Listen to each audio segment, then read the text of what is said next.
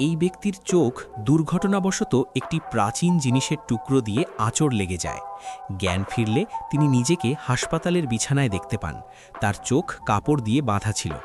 ঠিক তখনই তার সঙ্গে অদ্ভুত এক ঘটনা ঘটে। তিনি কাপড়ের ভেতর দিয়েই দেখতে পাচ্ছিলেন, এমনকি দেওয়ালের ওপাশেও। তিনি পাশের ঘরে থাকা নার্সকেও দেখতে পান। এতে তিনি ভীষণ ভয় পেয়ে তাড়াতাড়ি চোখের কাপড় খুলে ফেলেন। কিছুক্ষণ পর ডাক্তার আসলে তিনি ডাক্তারের দিকে তাকিয়ে দেখেন মাস্কের নিচে ডাক্তারের মুখে একটি তিল রয়েছে। তিনি সত্যতা যাচাই করতে ডাক্তারকে মাস্ক খুলতে বলেন। অবাক করার বিষয়, তিলটি ঠিক সেখানেই ছিল যেমনটি তিনি আগে দেখেছিলেন। এতেই শেষ নয়, একদিন বন্ধুর সঙ্গে বাজারে ঘুরতে গিয়ে তিনি দোকানির হাতে থাকা একটি লাউ দেখে বুঝতে পারেন সেটি আসলে একটি দামি প্রাচীন বস্তু। তিনি দোকানিকে জিজ্ঞেস করেন সেটি বিক্রি করবেন কিনা। দোকানি প্রথমে $2000 দাম চায়, কিন্তু শেষ পর্যন্ত $600 বিক্রি করে দেয়। পরে তারা সেই লাউটি এক প্রাচীন জিনিসের ব্যবসায়ীর কাছে নিয়ে গেলে জানা যায় এর প্রকৃত মূল্য $1,00,000।